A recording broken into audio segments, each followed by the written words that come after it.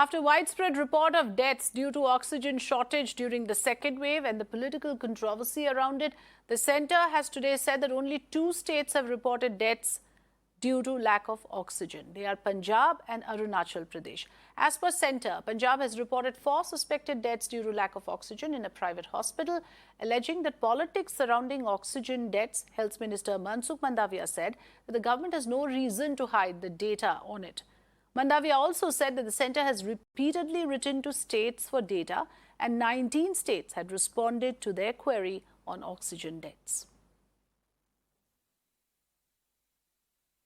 Ayushman joining us live with more inputs on this. So Ayushman, it seems the narrative has once again is now focused on the issue of the preparedness, the ground level preparedness with regards to oxygen supply. The Union Health Minister made some important comments.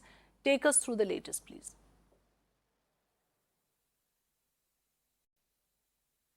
Well, the government had, during the monsoon session, also said that there were repeated letters being sent from the centre side to the state governments over the deaths which had taken place due to lack of oxygen, but the data didn't come from states. And currently, we have been told that only 19 states somewhere responded, in which majority of these states denied that any deaths took place due to lack of oxygen. The most important union territory which was to be discussed was the national capital here. The Delhi government said that they wanted to form a committee which would go into the details of the deaths due to lack of oxygen, but that committee, somewhere the Delhi government alleges, was not allowed to be formed, and that is the reason why we don't have any clear answers as to what happened to those people who died in the Jaipur Golden Hospital and also Batra hospitals. So there is definitely question still is being asked as to what happened to all those deaths which were being told that these are the deaths without oxygen which took place in the second wave. But today, the Union Health Minister in Parliament categorically mentioned that states on their own have their data where they know that there is a death without oxygen, and that is something which has to be given to the central government, and that was not being given, and that is why the centre was not in a position to tell as to how many people have died without oxygen. And again, that onus has been put upon the states for giving the data of death without oxygen. Okay, let me go across to Dr. Sunil Garg, who is part of the National Task Force. Dr. Garg, to what extent are you, informed about the issue of oxygen deaths in terms of how the states are responding to it? There are huge discrepancies on this issue, and Mirana has been reporting on it. It seems that the states have not reported the accurate figures on this. In your understanding, during the second wave, is it possible that only 2 states could have had oxygen crunch, given the number of deaths that we witnessed? Thank you for asking me this question, and it's a very, very important question which we need to understand. Number one, that there is no denial of the fact that there was oxygen shortage. But number 2 is the question of documentation. Because, you see, what we understand from our death certificates is that you see, we have the direct cause which is related to the death associated causes. So by and large, you see, the doctor who is there at the time of duty has not added to it the oxygen shortage. They only mention the immediate cause, like, the person died of, immediate heart failure, or he died of, something else, and the attributing causes, in which, he'll put it as COVID-19 or, high blood pressure and all. So there is the data which is incomplete with the state. So that is one thing which is very, very important. But nonetheless, one can record, the deaths which have happened, from March last year to this year, so that, verbal autopsies can be carried out, on part of the states, designating a, task force which can take up this responsibility. And one can definitely find out that as to, how many people died of oxygen shortage. But definitely you're right that the data, is not in order. So that's where it is important to look at the data very, very carefully through verbal autopsies and through Registrar General of India. Okay, through verbal autopsies and through Registrar General of India, the documentation must be accurate. Dr. Sunil Garg, thank you so much for joining us with those views. Raman Malik of the BJP is also with us. Mr. Malik, as we all know, and I'm sure you'll agree, that unless we have the data in place, unless we have the information, policy making or strategizing on a certain issue will suffer. So with inaccurate, insufficient data, it is difficult for the country to move forward. To what extent do you think this is centre's responsibility, and to what extent the states? Because the centre is clearly shifting the onus to the states, that they have not come back or reverted with the accurate figures. But is that acceptable? Shouldn't centre be taking greater responsibility in actually collating the numbers of how many people died because of oxygen shortage?